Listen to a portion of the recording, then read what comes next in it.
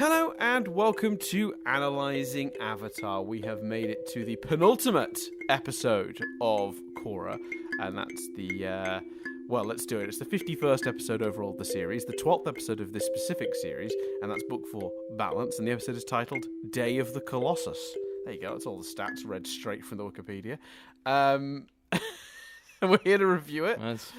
There's something no one was asking for. Good stuff. Yeah.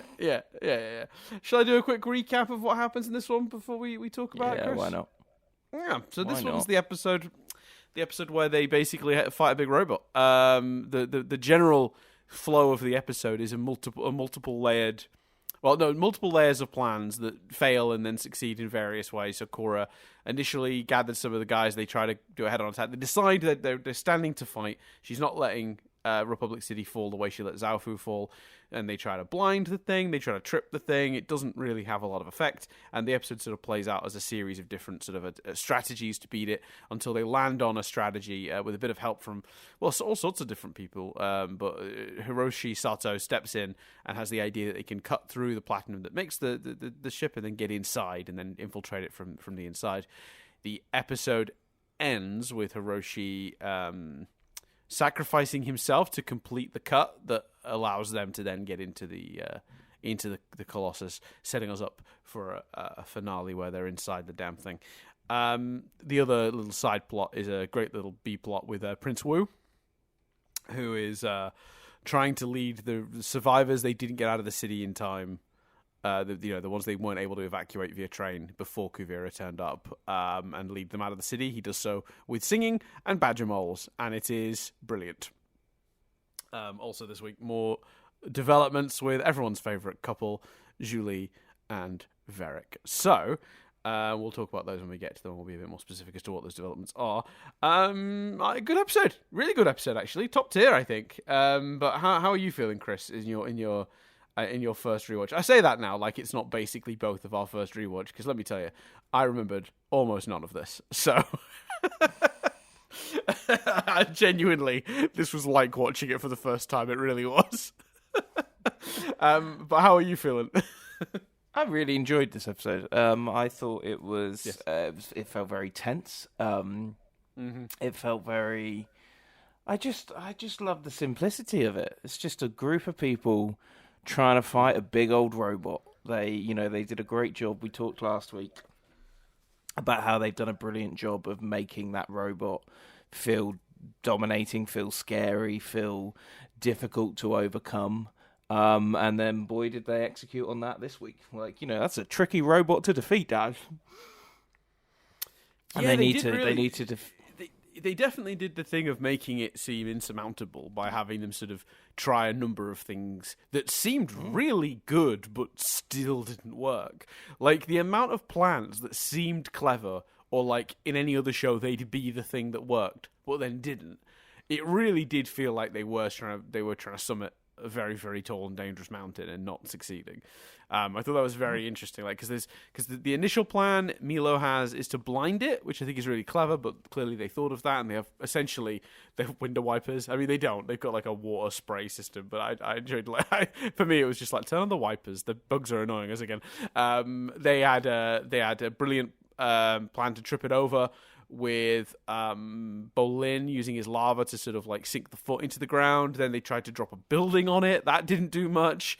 Korra threw some extremely large rocks at it. She tried to hold it in place with big giant ice. Like, there's just tons of stuff they tried throughout the episode. Almost none of it works. This thing seems absolutely indestructible. Really cool. Very terrifying villain presence. Kuvira on her own was enough of a threat. We saw her, beat up Korra earlier in the season, but to put her inside such a machine is definitely imposing. Interesting as well. I realized this week the stray line from a couple of episodes ago about, where have the domes of Zaofu gone? It's weird she's deconstructed the domes. Well, the domes are made of platinum, Chris. And the robot's made of platinum. So I'm thinking she deconstructed the domes to build the big thing. That's I think that's but am I right? Not to pile the pressure on him, but am I right in saying that if Bolin could metal bend, he could bend that platinum? Then is that right or wrong? No, I don't know. Platinum is the metal they decided magically evades metal bending. In a previous season, they needed to have machines that couldn't just be metal bended into a puddle. So they decided added just so it's not overpowered, so it's not OP. They added the wrinkle in metal bending that it can't metal bend platinum. And I joked and was like, "Oh, they've got a new magic metal that deflects platinum." And I got sarcastic comments that were like, platinum, magic metal, like what? The metal that exists on Earth? And I'm like, no, I understand it's a real metal. Its property to evade being metal bent is where I was sort of calling it magical, and it felt more like a plot convenience thing. I still feel a bit that way about platinum being unbendable. I don't know why platinum will be different to any other metal, but fine. So yeah, no one was able to bend. Otherwise, they wouldn't have needed the drills to get into the machine that they used attached to those. I knew no one was able to bend it. I didn't know whether we were building to a world where Bolin, especially with the hint last week of Bolin being like, "Oh no, I've still not learnt to metal bend." I didn't know whether we were building to a world of him being able to resolve it. Right. Yeah. I mean, I feel like that by the end of this episode, they get in through the cutting in with the plasma torches. So I'm going to assume that's not the plan. Although, you know what, Chris, considering how little I remembered of this week's episode, wouldn't surprise me if that was the plan. And next week we have him turn it into mush, and he's like a platinum bender or something. Wouldn't surprise me. Do you think, right? Because if this, and again, I love this episode, so this isn't criticism or whatever. I thought this episode was brilliant, and I thought it's, we'll talk about some of the specifics of its, the proposal and Asami's dad and stuff. But as a headline question, if this was a live action show, you would go, oh, even though some of this looked spectacular, one set, the whole episode is fighting a big robot, probably cheaper than, let's say, the finale of Avatar or something like that, or previous finales of this show, if you think about, fighting Reaver in the spirit world, etc. But that's if it was live action. Obviously, there was a shitload of action sequences in this. Do you think one giant robot is still cheaper to animate? Do you think this was a very effective, cheaper, but still grand finale? Or do you think, no, live action and animation are different and, this was still fucking expensive? And it's a very naive thought, which is fine, because, I don't know much about this shit. It's a very naive thought. I'll tell you that now. No, I don't think it is at all. I think it's an extremely smart question, and one that I don't 100% have the answer to. I have a guess, but I think you might be onto something in that. When you have Korra in the spirit world fighting Rava, and the spirit world is a shifting place with color palettes changing and the location shifting, and then she's in Republic City as a giant version of her, and it's all shifting and changing. You're having to redesign all the time. Right, you got to. What does Big Korra look like? Got to design that. What does no?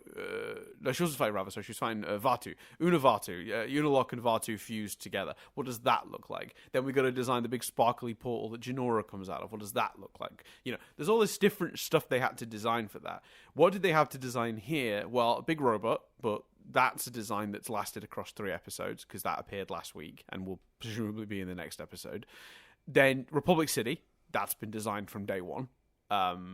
So I do think this is still a fairly expensive episode as episodes go. There's a huge amount of really, really top tier animation going on here in terms of the actual frame to frame what's happening. But they probably did save some money in the early design stages because of how little new iconography is appearing, if that makes sense. They're working with assets that were already created and could be used across 3 episodes. So I do think they've saved money here. They will have already had plates and drawings and designs for huge chunks of Republic City. And smashing that up probably wouldn't have been as expensive as creating a whole new environment to have a fight in my opinion. I could be wrong. So I do think there's an element of they've saved some money by making that choice. Obviously, you probably noticed the big robot also has some CG elements in its existence, and in its form and how it moves, and that probably saved them a ton of money too by choosing to have this be a big robot, allowing them to sort of do these sort of like CGI rotoscoped like shots of it moving. Probably saved an absolute boatload of money on some of the movements too. So yeah, I do think there were corner cutting in parts of this, but I think it's that sort of corner cutting that probably didn't save like massive amounts of money versus like last season, but saved probably enough, but also still felt epic and big, and without pausing to think about it. If that sentence we say a lot, if we were just casually watching this, I don't think I wouldn't feel like there was money spent on this episode unless I really thought about it. And even then, I'm still so impressed with what this episode achieves and the amount of destruction and chaos that's occurring in this episode. It's so action packed. I'd be like, they probably only saved a little bit of money just on design, right? And not having as many different designs going on in the episode, and using a location we've had, throughout the entire show. So they have a lot of reference material for that. But even that is probably minuscule. The biggest saving may very well be that the big robot is a sort of, in many shots, a CGI creation, which probably is a lot cheaper to make move and turn around and shoot a big laser beam, a big particle effect beam. A lot of that can probably be done reasonably cheaply. But I'm not an expert on how animation works or what it costs, so I don't know the answer for sure. But if I was putting my solid guess in, I would say these episodes were a bit cheaper than the finale of like maybe not last year, because last year was just Zahir and Korra in the desert, but the year before, the big finale, in the spirit world, while she was fighting Vaatu and Unavatu when he merged with Unalaq. Yeah, that was probably, and then the big giant Korra fighting Unavatu in the water. Yeah, that was probably pretty expensive. That's probably the priciest finale they've done, if I was guessing. I'd love to know. I would love to have one of those guys on to talk about the cost of that sort of thing. Because I feel like there's a weird attitude towards animation. People go, well, it's animation. It all costs the same, right? It's cheap as free. Like people talk about animation like it's this, like, you could do anything and it's the same price. No, it's not how it works at all. I think you're onto something. I don't think that was a naive question at all. I don't know the answer for sure with any sort of like absolute certainty. But I think you are asking a very smart question. I think you're probably right. So there you go. Well, there we go. Was that a useful answer? Was that just rambling? No. I think that was a useful answer. Yeah, for sure. And I think it just shows how good this episode is, because you don't feel that. I think it's a really clever, and also I have to say, really different. Like, very early again, apologies. Them fighting in the desert last year. That's how I picture the Avatar finale, which was awesome. Obviously, we talked about that. I'm not dismissing anything, but I'm just saying, like, I think an extended team Avatar, yes, all working towards one goal. I mean, obviously, that's going to be right up my street. People have heard me talk about wanting a team Avatar stuff all season. All show, the entire show. I've said that. So obviously, I'm an easy get for this, but still, it just felt fresh. It just felt real. I don't remember. I don't feel like either show did this, and I really love that. So I really, really, really enjoyed it. Should we talk specifics? It's a very unique. Just to add, it's a very unique scenario for the world of Avatar, like them fighting a big mech in the streets, like because the closest I can come in my head to like a sequence like this is when they were trying to take down the drill, and it was about getting inside the drill, weakening the drill, collapsing the drill so it didn't break into Bar 6A. But the people they were coming up against, the thing that was physically resisting them, were other benders, other people, right? Not the thing itself. The drill didn't grow arms and start trying to swat them away, So this is a really unique scenario. We've talked a lot about like how in parts of this show, specifically Korra, the action has been a lot of just benders throwing their element at each other in pretty uninspired ways. This episode is like as far away from that as you can get. And would I want a whole season of this? No, I wouldn't. But I really, really enjoyed that this was such a unique scenario for our guys to do. There was a lot of really creative action that played out in this episode. So yeah, good times. Yeah, I thought it was brilliant. Let's get specifics. Asami and her dad. I mean, I think you could. Yeah. This is a criticism. You could feel it coming, like throughout this episode. Maybe even when we met him before. You're like, oh no, he gonna die. But that's not a criticism of the storyline. I thought it was played really well. I thought that beat. I think one of the things I really liked about it was that beat where all of the team Avatar kind of know and realise, and there's just a moment's silence from everyone almost, and then Korra says, the plan works, let's go. It just kind of feels like everyone, even if maybe they don't, literally know that he's just sacrificed himself, it's almost like the show is paying that beat of respect. So yeah, I thought that was I thought all the character stuff in this episode was beautifully handled, but I thought that was that's the thing we're talking about first. What did you think? But yeah, I'm mixed feelings on it, because I think as a piece of television this week, if we're just going off of this episode, I think it worked exactly right. I do think in the context of the crimes committed and the heinous behavior of the man in previous seasons, I think maybe Asami should have been a bit more resistant to letting him back into a life. Like, I've shown up to help. Okay, I love you, Dad. He tried to kill your friends, and he joined up with a dictator to take over the city and take everyone's bending away. But cool. He's a weird bending racist because he blames benders for killing your mum. He tried to kill you. Like, I don't know if you remember that, Asami, but it was pretty bad.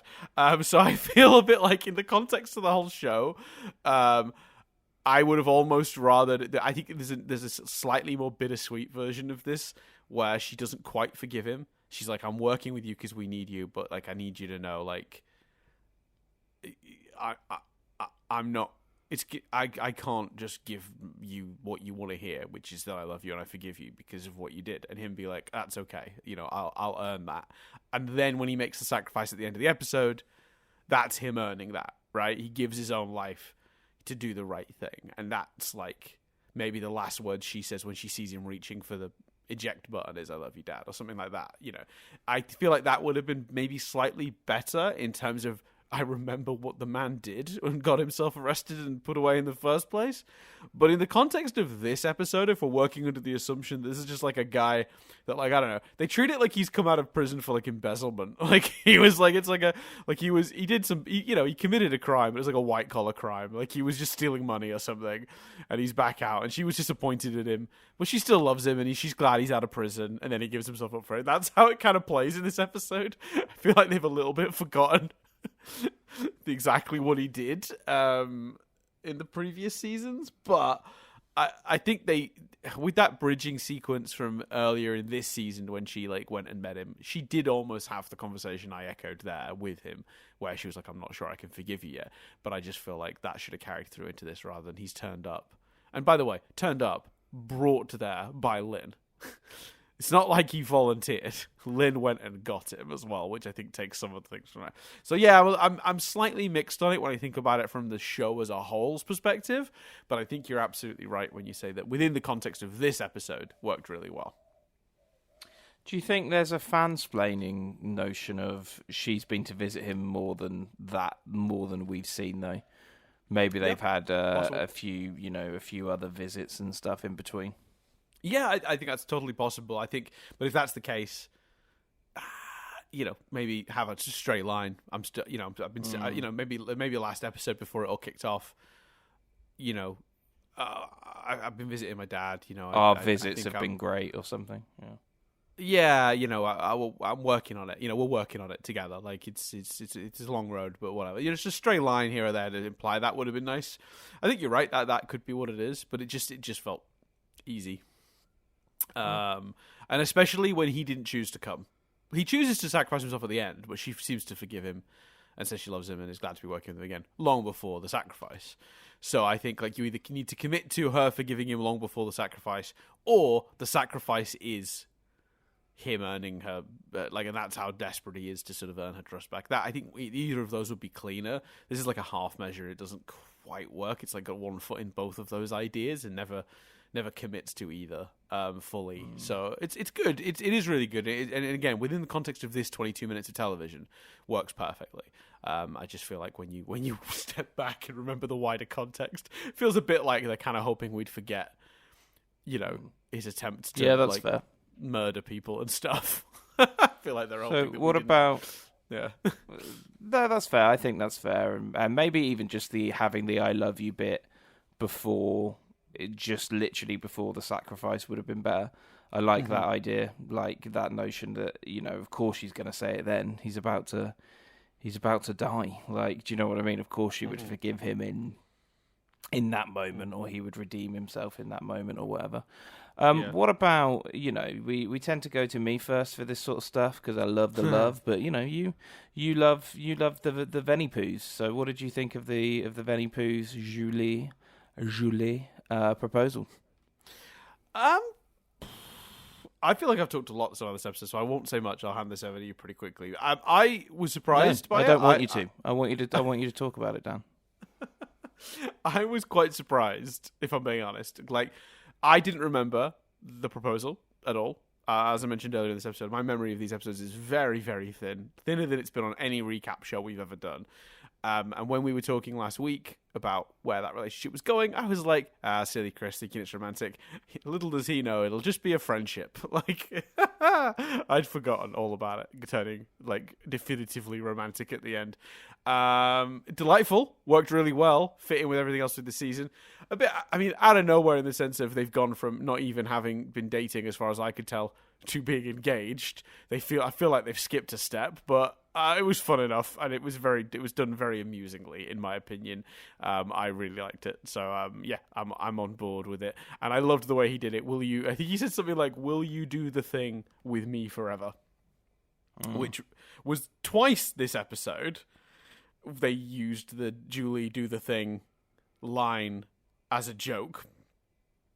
Well, not as a joke, but as a to put emphasis on something. There's the bit when they see the monster robot Colossus thing trundling towards them, and he says, "Julie, do the thing," and she says, "I'm afraid there's no more things to do." And that's like a dramatic act break, like we're fucked, basically. And then later on, we do the Julie, will you do the thing for the rest of our lives? And then he shows her the ring. Delightful. What a great way to use the little saying between the two of them. So I was on board with it. Pleasantly surprised. I think it's a great idea. I love both those characters. Yeah, more of that, please. Yeah, I really liked it. I thought it was done very well. I agree, but I think they've been apart. One of them's just been captured. They've realised they love each other. Like I think proposing's fine. And also, it's better than "Will you be my girlfriend?"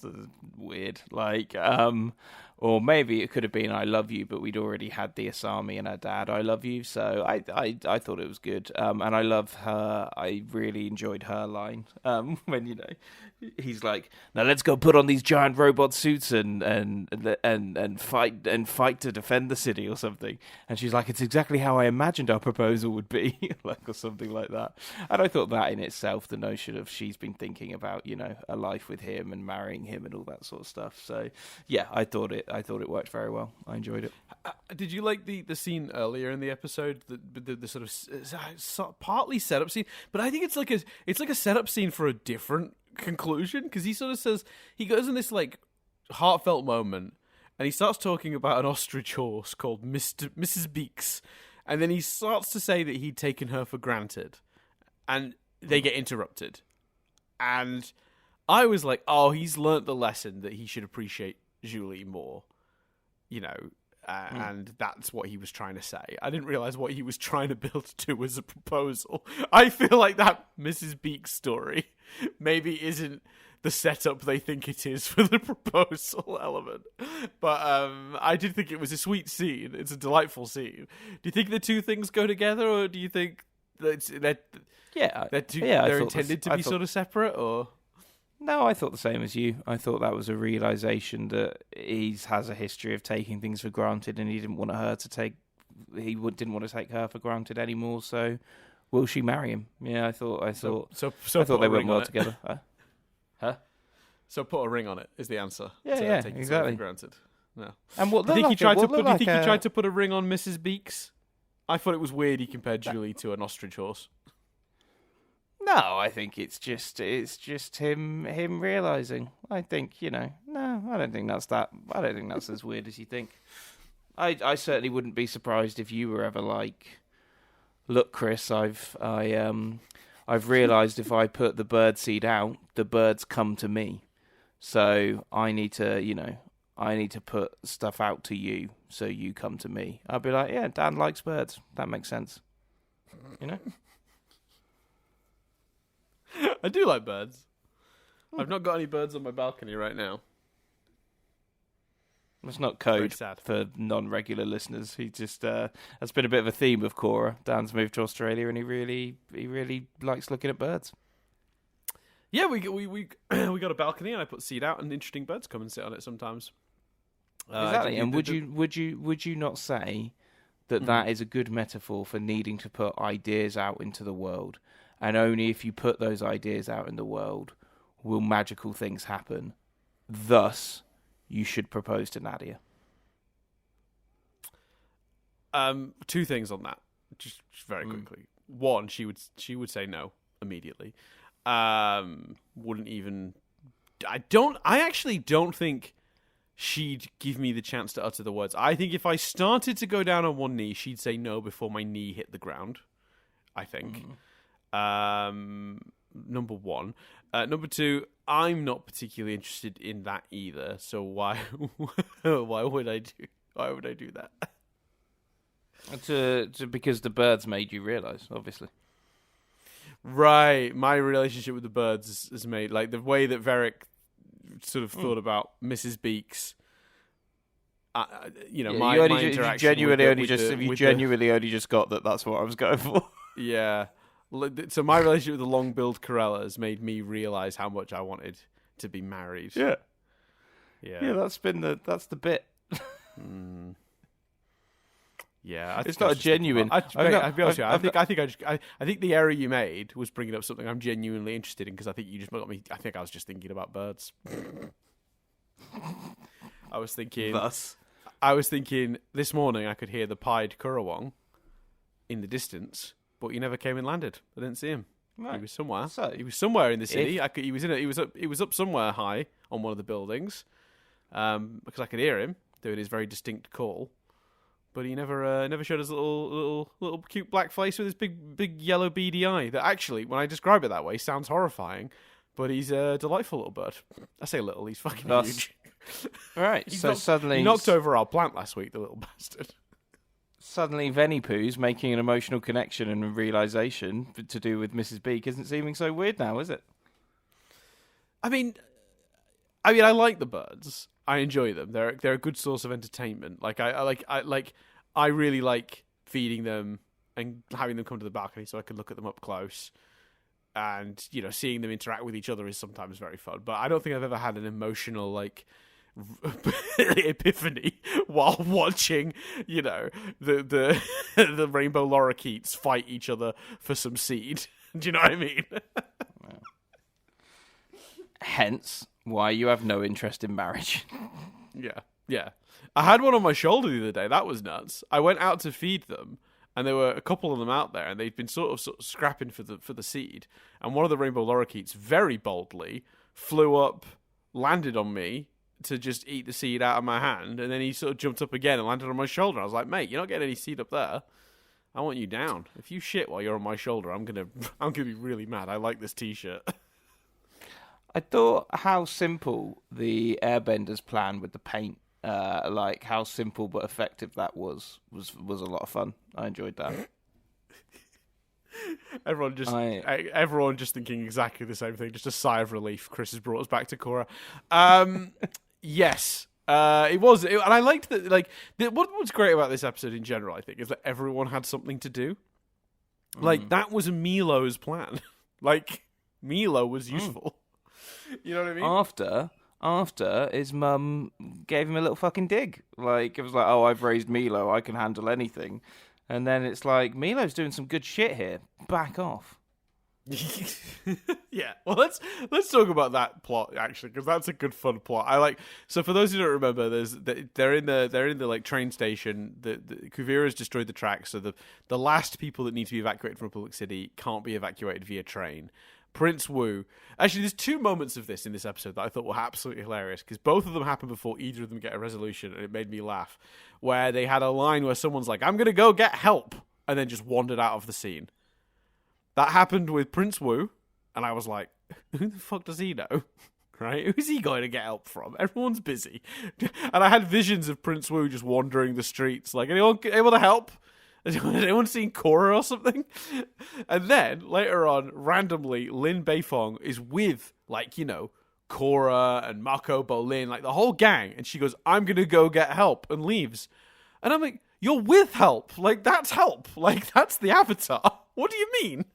Because I didn't know what her plan was, obviously. But both times that happened, I had the same reaction. Who are these people going to get? And thankfully, the show had good answers for both.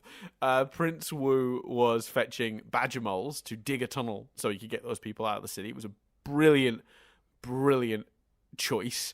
What a fantastic idea to link the prince for the Earth Kingdom with the badger moles, the original Earthbenders, and have him be able to control them with his singing and them like him, because it's, you know, they were sweet souls, the badger moles, and if they trust him, I almost trust him more. Like, it's his intentions. And then there's this great scene where he uses them to take out the mechs.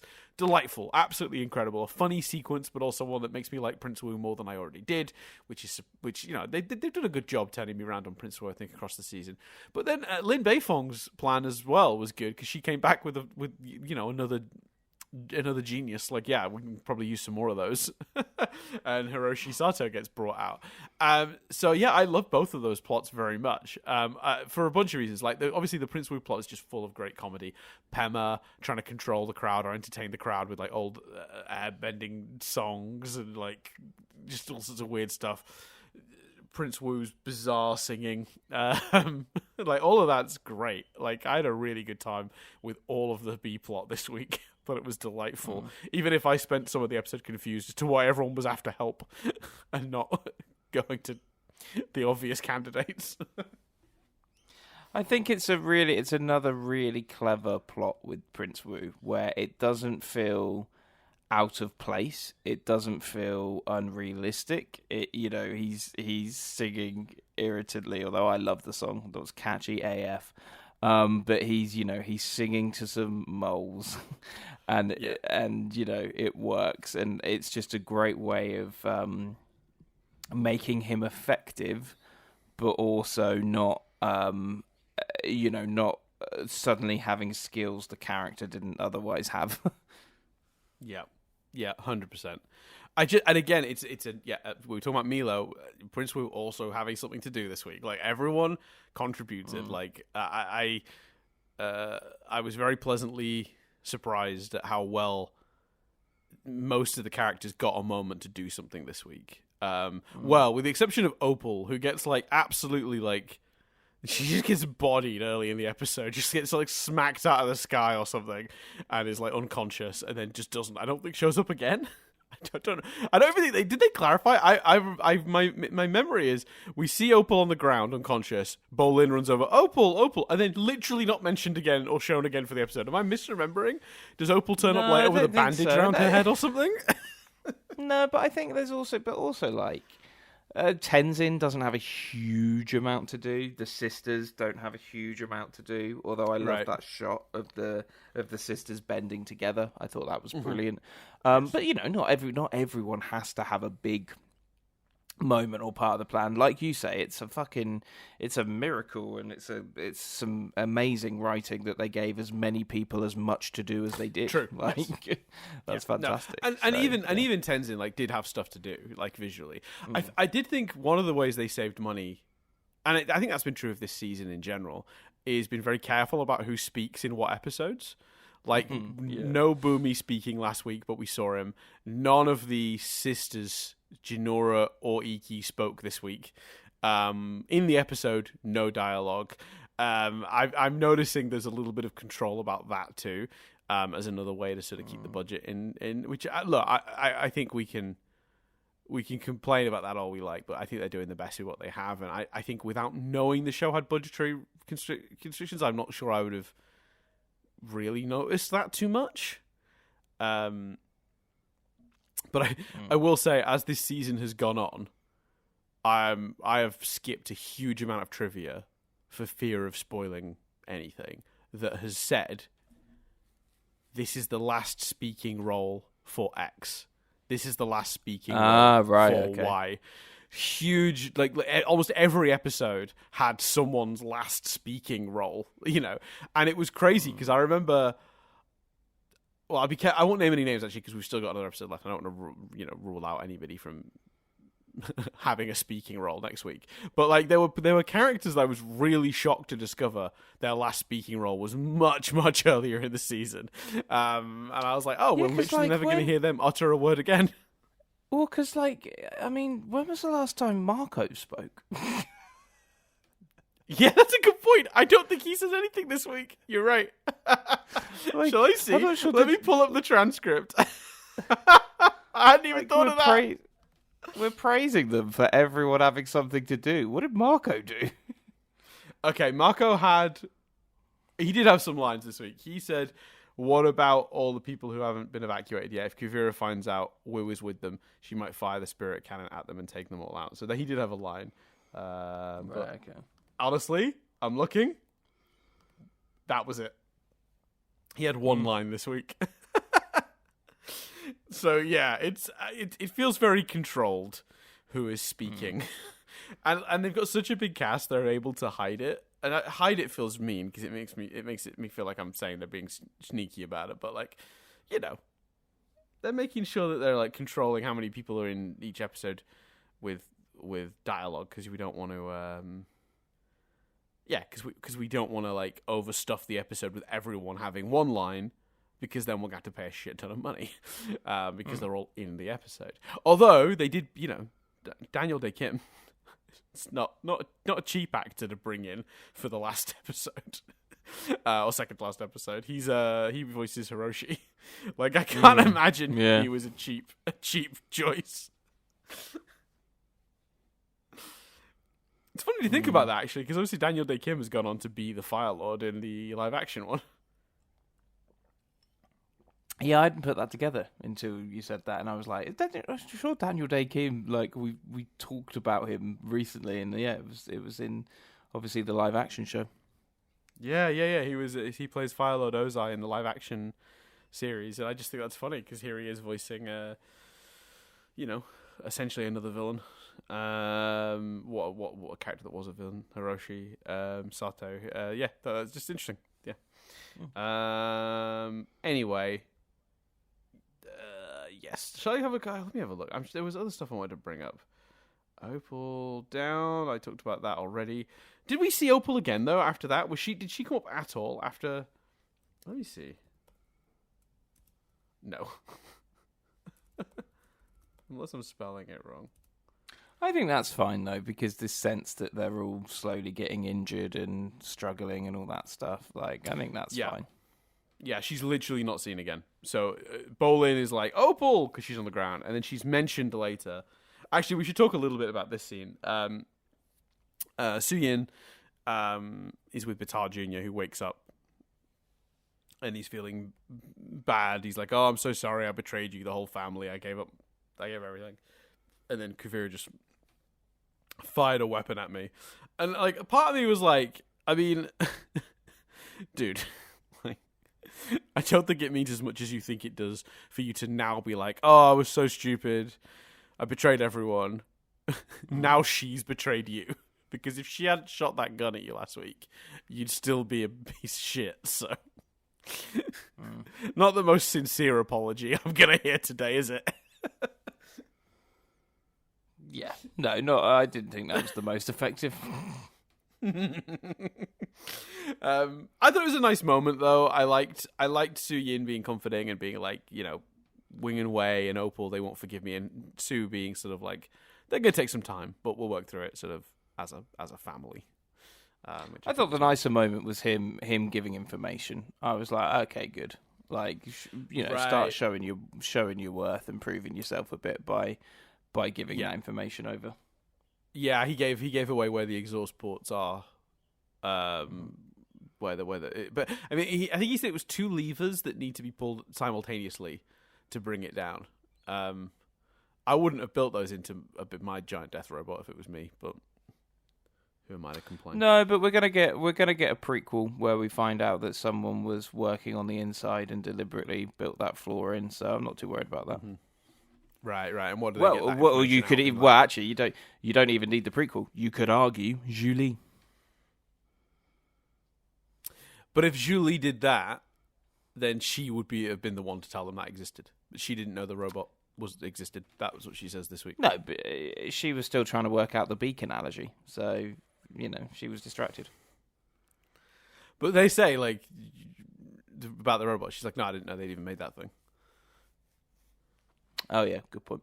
Well, okay, yeah, well she didn't know the robot existed. She knew the weapon existed, the actual, like, the big pink laser. I like the big pink laser, by the way. It never doesn't make me go, ooh, pretty, whenever they fire it. I like that it's... A little part of my brain is those aliens from Toy Story. I like that it's one of those things. This is smack bang in the middle of that trend of like, we need to save the city, and then just fucking destroying the city. Yes. But I prefer that. As much as that phase was annoying, it is better than now, which is the city gets fucking destroyed, but some of the characters are like, oh man, well we're saving the people. Yeah, but I will say, like, to be fair, I do like that we have established the city has been evacuated. Yes, and I think most of the destruction to the city is being caused by Kuvira. This isn't like Man of Steel, where Superman is flying through buildings, seemingly with deliberate intent. Then again, actually, to be fair, they do tip a building on top of the robot. I was gonna say so they do tip it. There's intent there. Well, at least the city has been evacuated. That is established and a thing. Yeah, that's true. I feel less bad about that, knowing that. Did you think it was okay that everyone was just fine from the cliffhanger of last week? Like, just they were fine. They were just... Bolin lifted a rock and they all got out. I didn't mind it. I in my head, I was like, I objectively know this is cheap, but I just don't care. I think... Because I knew they were going to be fine, so it didn't matter. Like, explain it however. Yeah, it gets us into it quicker. I found it funnier that they had to include... The visual looked so much like he was lifting it up that I found it funny that they had to include dialogue where he was like, never mind, just bending a piece of the building. Okay. You've included that to stop idiots like me going, oh, is he picking that up? Which is literally how I reacted. I assume what happened was they were animating it and thought, wouldn't it be cool if we have the visual representation of him using his bending, but we frame it so it looks like he's holding it up, and it's like we're showing his strength with iconography, but actually it's his bending that's keeping the rock up. And then they went, oh, but that might be a bit confusing. And then they had to add the line because they'd already had it animated. Like, once it came in, they looked at it and went, oh, people aren't gonna... They're gonna think he's lifting that. And like I say, to be fair, to explain that, I absolutely thought he was lifting it, so... Yeah, exactly. I liked that the logic, by the way, of why they're fighting. I liked Korra being like, "I'm not abandoning this city like I did Zaofu. We're gonna fight this one out. We can't. If she takes this now, and we don't stand here, and we just let her take this, this will not stop. She's shown that she's not gonna stop. We need to stand where we are because this will only get worse for everyone outside of this place." I thought that was interesting. I liked that. I thought it was good. Yeah, I like that too. is it just me? The other thing I wanted to talk about very quickly, right at the beginning of this episode, Asami talks about how they're going to have to use the prototypes of their, those mech suits they've made with the wings, because they had a whole factory of them blown up last week. Was it just me that wondered why they didn't make more of that last week?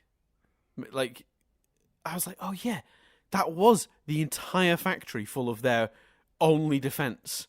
Couldn't last week we have had a line where she aims the gun at the factory and Asami's like, but this is where our mech suits are. This is like our only defense. And then she blows it up so that like I understood those stakes, because I didn't feel like I put that together until Asami said it this week. And by that point, obviously there's no tension now because I know they've got the two back at the factory or whatever. But I was a bit like, that is true. And I don't think I really took that in last week. And it might be me being an idiot, or it might be that the episode didn't make it clear enough. I just feel like that would have been an extra bit of tension to the end of the last episode, maybe? Maybe that's just me. Yeah, I didn't put that in. I didn't put that together, but I don't know. I don't know if last week needed it, I suppose. Yeah, I guess so. Can I have this is a new segment called Dan doesn't think this makes sense, but he doesn't care. Right. So, when I first saw the big giant robot, I went, oh, how did they manufacture big giant robot? I mean, they've barely just mastered planes and trains. We haven't got big robots now. Hundreds of years after planes and trains or whatever. How have they gone to big giant metal robots? And I went, oh, metal. You bend it, don't you? So they don't need manufacturing. They've got metal benders. And I was sort of satisfied with that answer. That was my thinking last week. And then this week they were like, yeah, it's made of platinum. You can't bend that. And I was back to square one. And I didn't like it. I don't think the manufacturing process for a machine that large is feasible in a world this technologically advanced. So that's a thing that doesn't make sense, but it also doesn't matter. Yeah, I'm trying to think of a reply or a defense or a comment, and I just ultimately I'm landing in exactly the same place as you, which is, yeah, doesn't matter. I have another one very quickly. This one's quicker. I am not an expert, and please, if anyone in the comments can correct me, please do. But my understanding is EMPs work on like circuitry, rather than just anything that's powered electrically. I could be wrong. But if there's no circuitry, because a lot of these machines are like sort of, I don't know, they seem powered by, I guess they are powered by electric, but the machines in this don't seem to be complicated machines at all. They're very, very old school sort of, like the planes and cars are all obviously like run on like much older technology than we have today. And I feel like an EMP is a very modern thing, and I don't know if the mech suits are running off equipment that an EMP would affect. But because I don't know if they actually like have outright circuitry in them. But then again, we do have this is a world of power plants, so maybe I'm wrong. But yeah, I feel like an EMP wouldn't really have an effect on these sorts of vehicles and machines. But, I don't know. They seem to always have an effect in Fast and Furious movies, Yeah, on modern equipment. I feel like that, yeah, because we put a lot of like circuit boards and electronics in modern stuff. These are like simple old machines. I feel like if you got an old biplane, and had that fired up like an old World War II like biplane, which is kind of the planes they have in the world of Avatar, and you set off an EMP near it, I feel like it's not going to do anything. I feel like that's fair. I could. This is actually. Let me reframe the segment. This is Dan doesn't know exactly what he's talking about, but he thinks it's wrong. Yeah. Something about it smells wrong, and I don't know what. The problem here in terms of the discussion is Chris has even less fucking idea what you're talking about. All right, fair enough. We'll move on. I didn't mind the explanation of why it didn't work on the big robot though. I thought that was quite clean because it's running off spirit vine energy, not affected by the EMP. My brain just immediately went, "Yeah, that makes sense. That works. That works for me." Such an idiot. I also did actually really like the idea that the EMP is what gave away their location as well. I thought that was cool. Like, where did that pulse come from? Because you could probably look at where electronics failed and sort of narrow it down. Like, look at the breadth of the... You could find the epicenter of a thing like that. But I thought that was quite clever. Yeah, I agree. Let's see... Oh, there was a really awesome shot, by the way, and it was the kind of shot I wanted in the previous episode. There's a shot where it's from the ground, and they're all posed out of focus in front, and then in the sort of background, we can see the Colossus thing moving towards them, and everyone's posed ready to fight it, and it's looming over them, and it's from a ground shot, and we're looking up past them to this giant robot. It just looked awesome, and it's exactly the kind of shot I wanted in the last episode. I got it here. Happy Dan. Tick, tick, tick that box for Dan got some cool imagery with the giant robot. Yeah, there was so much, like, as it was smashing up the city, like you say, every time the big laser was used, even the shots of, like, their robots and the airbenders, like, going towards it and the giant robots swatting it like flies, like, yeah, there was some cool shit throughout, for sure. I would agree. Have I got any other notes? Or are we moving on? Let's quickly check. Yeah, I mean, we talked about the action beats, but I will say the final action beat, I really liked the ejection seats on those machines and the way they used that to push the stuff with Hiroshi. I liked the way they used that to get Julie and Varric out of danger. And I liked the final ominous shot of them inside the machine, but looking out through the hole at the camera. And it was like, well, no, we're in.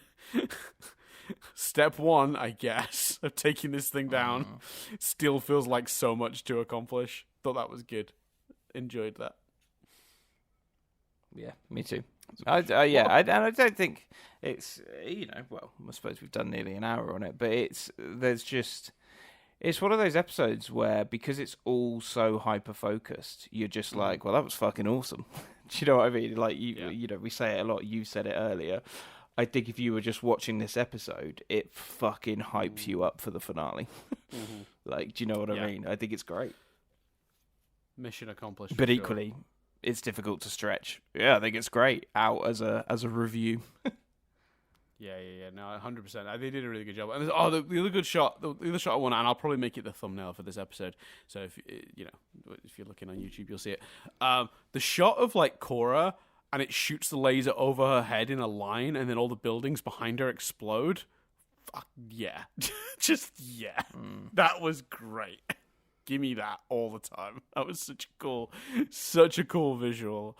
Look, sometimes I just need my childlike brain to see cool shit. Like I obviously need, depth and characters and like good stories that make sense and all that stuff. I do. I really do. But sometimes you can make me happy with just some cool shit.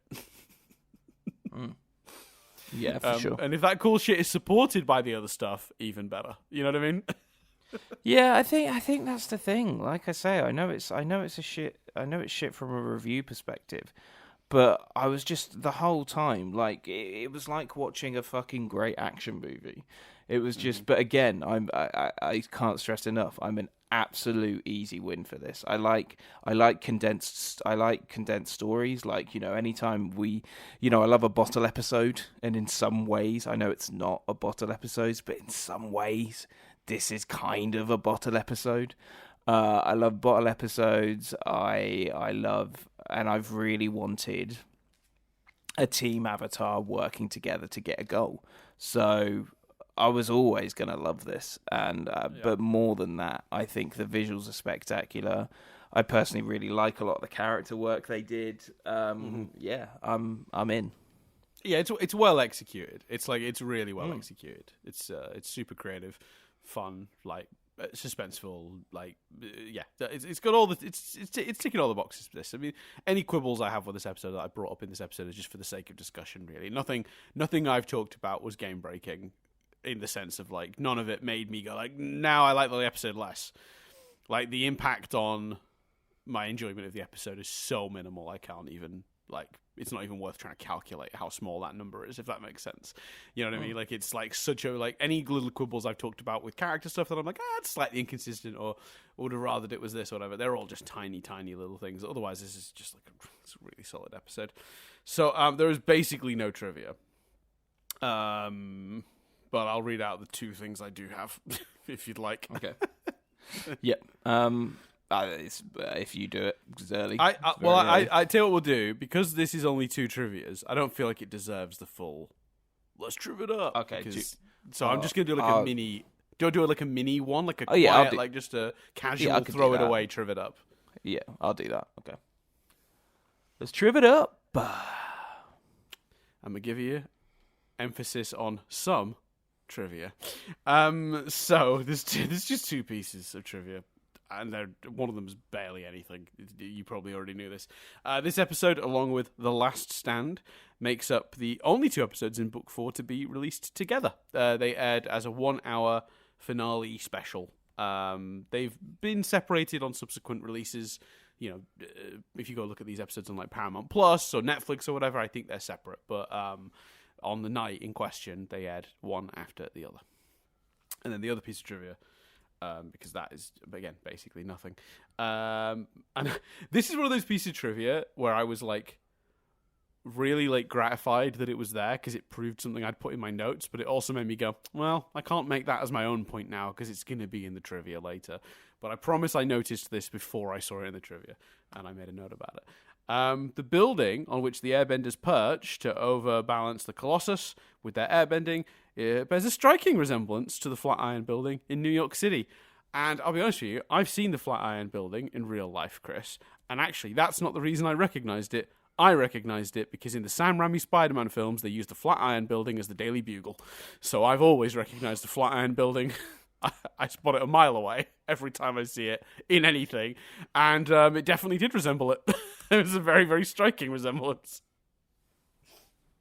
Nice. There you go. Nice. But yeah, good one of those frustrating moments where I was like, I'm clever, I noticed a thing, and then I get to the trivia and it's already there, and I'm like, I guess that doesn't matter. I'll never get to be prove my smarts. You'll just have to believe me. Yep, and I can either believe you, Dan, or I can choose not to believe you for comic effect. So just insert what you think I've chosen to do here. Oh yeah. Yeah. Right now, you're in your head. You're just like, sure, Dan. You definitely thought of that before you read the triv. Yeah. You're like, oh, yeah. It's not an excuse to bring up that you went to New York once. Jesus. I did go to New York once. I had fun in New York. I like New York. No, not as many birds as Australia, though, Chris.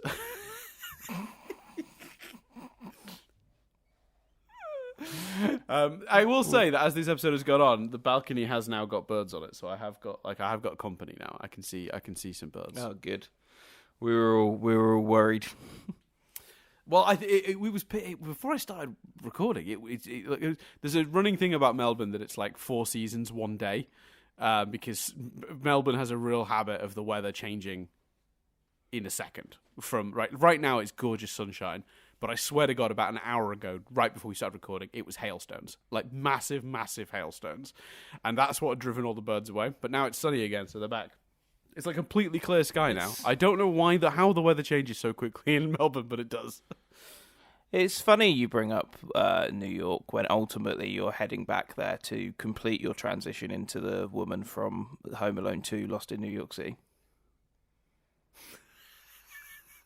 Can I tell you how many steps my brain had to take to understand that joke? Like, I don't know if I'm just feeling a bit slow today, but I really did have to think before I understood what you were getting at. Yeah, pigeon lady. Yeah. Yeah. She was deeply misunderstood. She had a kind soul. I will take that compliment any day, Chris. Oh, I think the world would be a better place if we were all Bird Lady from Home Alone 2. 100% agreed. 100% agreed. Do you remember a few years ago when people tried to pretend that there's a bunch of articles that pretended the old homeless guy from the first Home Alone didn't know he was in the movie? He was like a real homeless guy they found. And a bunch of fake news sites reported this, and it went around social media like a did you know? Joy, do you remember that period where every other day was the day from Back to the Future 2? Yeah, and it was always wrong. It was someone already just digitally edited they'd always show the picture of the console. This is the day Marty McFly went to in Back to the Future 2, and they'd show the picture of the console, but they would have digitally edited it to be the date of the day it was. And I think I saw that 10 times across that year with different dates on. Always fake. Always fake. That's a trend I'm glad died. I didn't care for that. Yes. Yeah, I think I would agree with that. Anyway, I always liked, actually, with those Home Alone ones, I always liked that they always added, he's only just recently seen the film, and he's annoyed to have discovered he was in it. Anyway, it's time. It's so mad that. Yeah. I can't believe people believed that. It's mad. Anyway, right. Let's do feedback from last series. I got a good one. Do you want to do a little intro? Oh yeah, what do we got? We got some feedback. We got some feedback from last year that we didn't get a chance to respond to, 'cause we don't record the podcast live, but we're gonna respond now instead.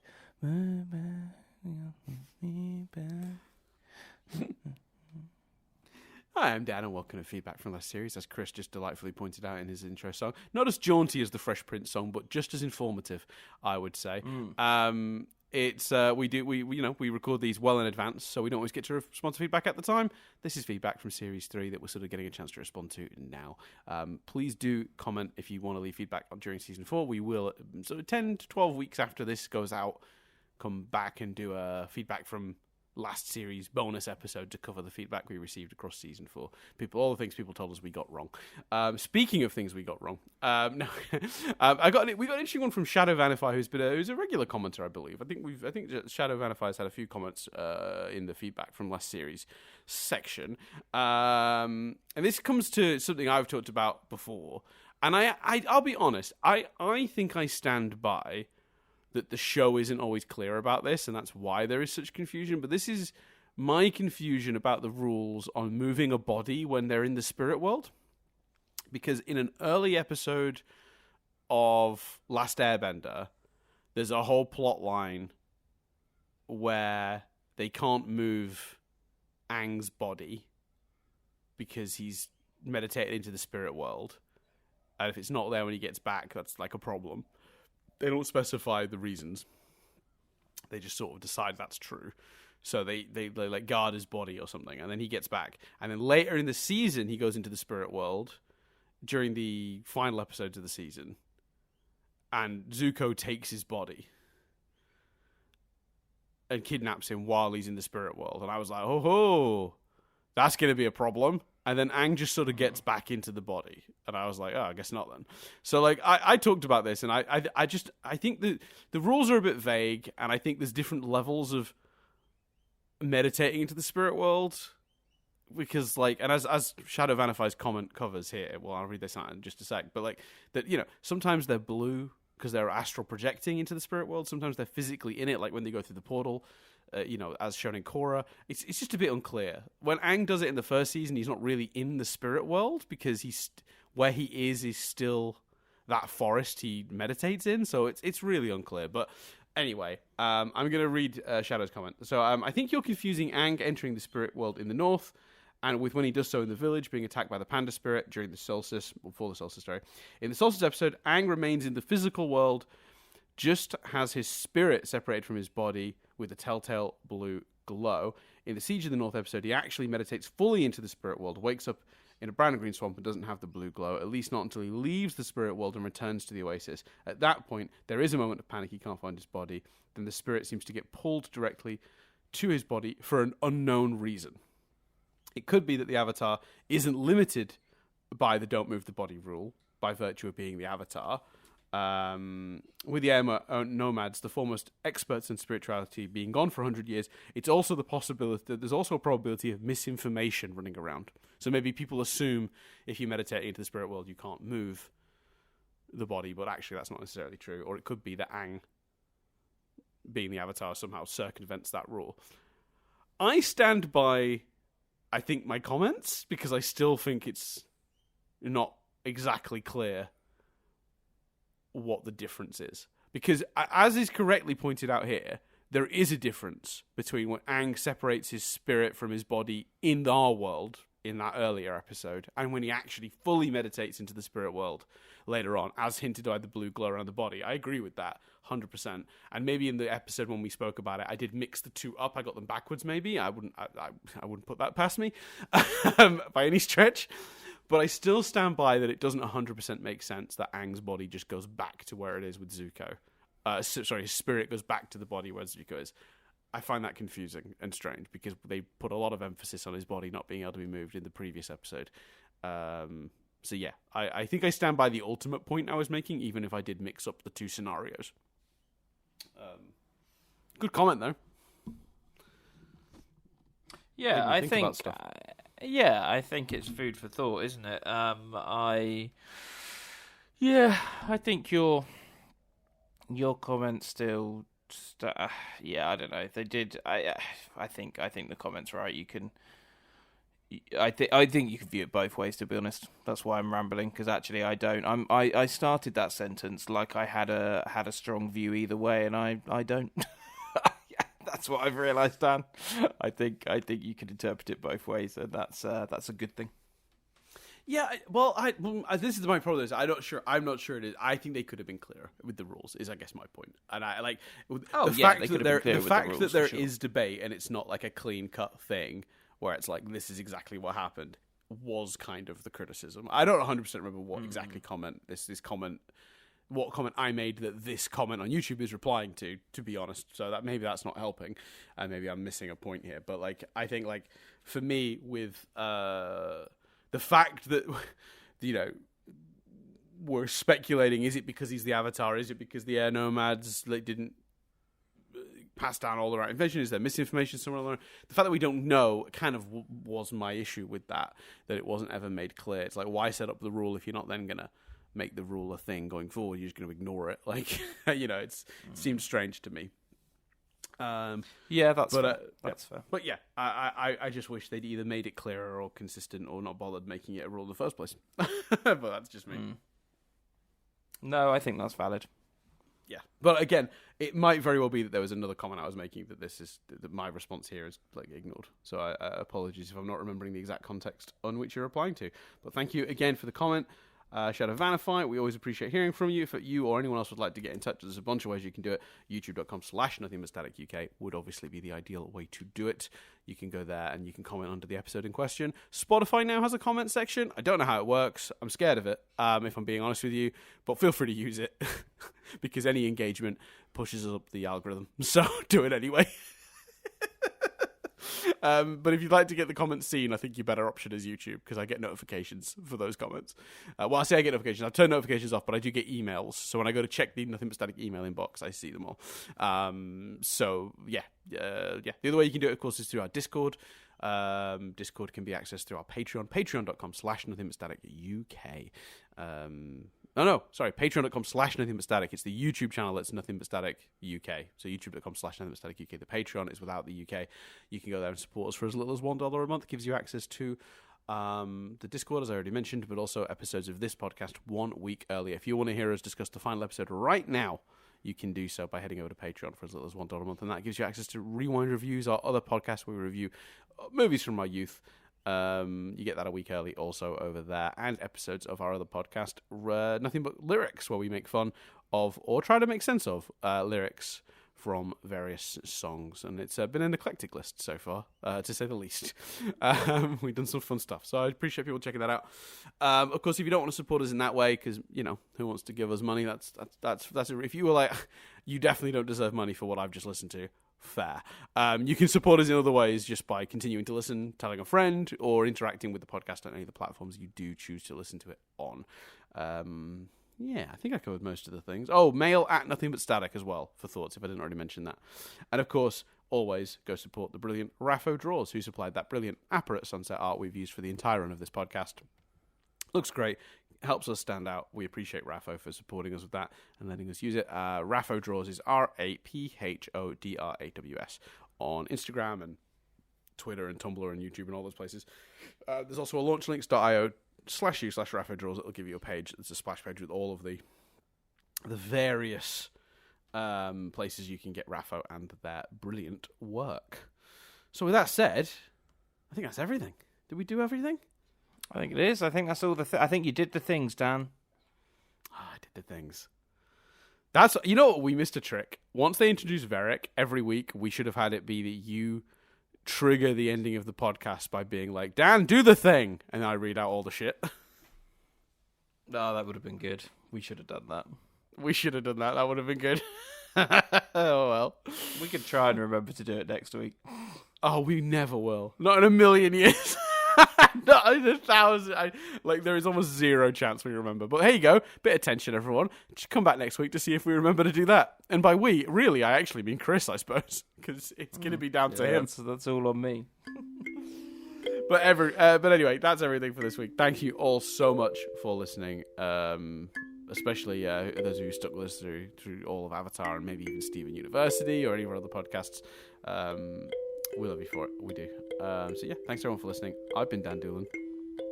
I've been Chris Billingham. And we'll speak to you in a week's time when we sit down to review The Last Stand.